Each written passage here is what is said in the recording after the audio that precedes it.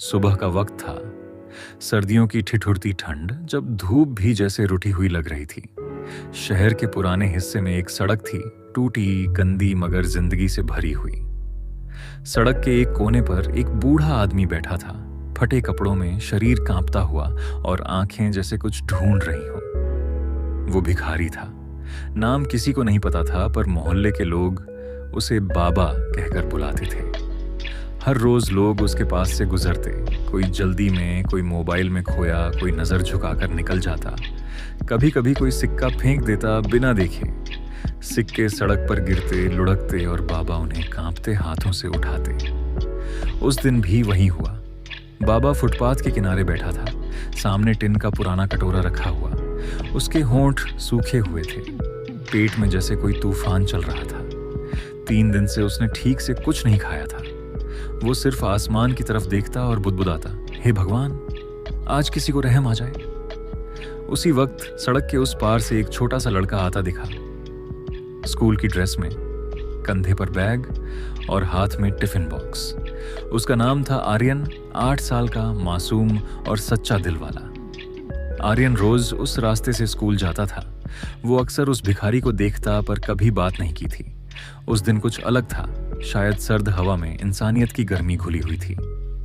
वो धीरे धीरे भिखारी के पास पहुंचा और बोला, बाबा, भूख लगी है क्या? बाबा ने कांपते होठों से मुस्कुराने की कोशिश की। बेटा, 3 दिन हो गए, कुछ नहीं खाया। आर्यन का दिल बैठ गया। उसने अपने टिफिन बॉक्स को खोला। अंदर 2 रोटियां और थोड़ा सा आलू की सब्जी थी। वो कुछ पल सोचता रहा, फिर एक रोटी निकाली और बाबा के हाथ में रख दी। ये लो बाबा, खा लो। बाबा ने रोटी ऐसे पकड़ी जैसे किसी ने उन्हें दुनिया दे दी हो। उनकी आंखों से आंसू बहने लगे। उन्होंने कांपते हाथों से रोटी तोड़ी और धीरे धीरे खाने लगे, हर निवाले में जैसे उन्हें जिंदगी लौटती जा रही थी। कुछ देर बाद उन्होंने कहा, बेटा, तेरा नाम क्या है? आर्यन। कहाँ रहता है? यहीं पास में। माँ ने कहा था, किसी भूखे को खाना देना पुण्य होता है। बाबा मुस्कुराए। भगवान तुझे बहुत बड़ा इंसान बनाएगा बेटा। याद रखना, जो भूख समझता है वो दुनिया बदल देता है। आर्यन मुस्कुराया और बोला, बाबा, कल फिर मिलूंगा। और वो स्कूल चला गया। उस दिन से एक अजीब रिश्ता बन गया, एक बूढ़े भिखारी और एक छोटे बच्चे के बीच। हर दिन आर्यन अपने टिफिन से आधी रोटी निकालकर बाबा के लिए रख देता। कभी सब्जी, कभी गुड़ का टुकड़ा, कभी सिर्फ रोटी, पर बाबा के चेहरे की मुस्कान वैसी ही रहती। धीरे धीरे मोहल्ले के लोग नोटिस करने लगे कि वो भिखारी अब पहले से ज्यादा खुश दिखता है। कोई नहीं जानता था क्यों, पर आर्यन जानता था, क्योंकि किसी के पेट से निकली दुआ सबसे सच्ची होती है। साल बीतते गए। आर्यन बड़ा हो गया। पढ़ाई में हमेशा अव्वल रहता था। उसके अंदर एक अजीब सा जोश था। कुछ बनना है, पर सिर्फ अपने लिए नहीं, दूसरों के लिए भी। 12वीं पास करने के बाद उसने सिविल सर्विस की तैयारी शुरू की। रात दिन पढ़ता और जब भी थक जाता माँ के पास बैठकर कहता, माँ, वो बाबा याद है ना, जिनको मैं रोटी देता था? उन्होंने कहा था मैं बड़ा इंसान बनूंगा, मुझे उनकी बात सच करनी है। माँ मुस्कुरा देती और दुआ देती। बेटा, दूसरों का भला सोचोगे तो ऊपर वाला भी तुम्हारा भला करेगा। 5 साल बाद आर्यन IAS ऑफिसर बन चुका था। पहली पोस्टिंग उसी शहर में मिली जहां वो बचपन में रहता था। वो जब ऑफिस जा रहा था तो उसकी नजर उसी सड़क पर पड़ी, वही पुरानी टूटी सड़क, वही फुटपाथ का कोना।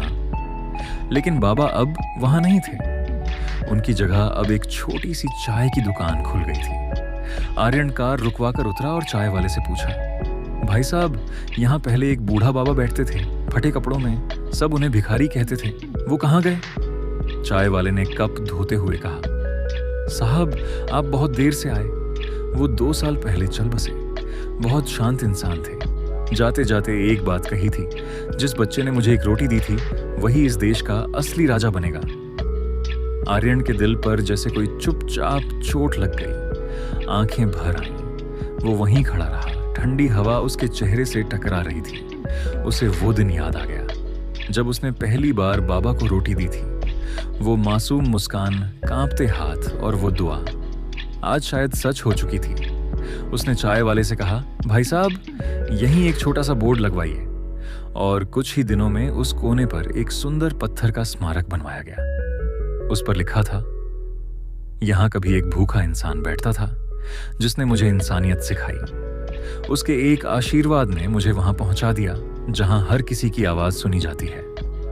Aryan Kumar, IAS officer. लोग जब उस जगह से गुजरते तो रुकते, पढ़ते और सोचते, कितना छोटा सा काम था, एक रोटी देना।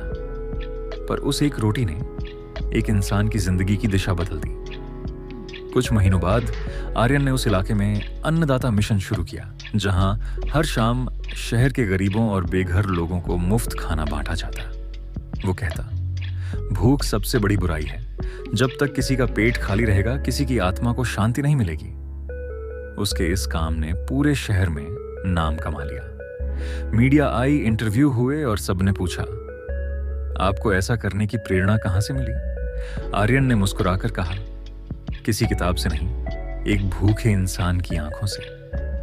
कहानी का अंतिम भाग। एक दिन देर रात आर्यन अपने ऑफिस में बैठा पुराने फाइलें देख रहा था। बाहर बारिश हो रही थी।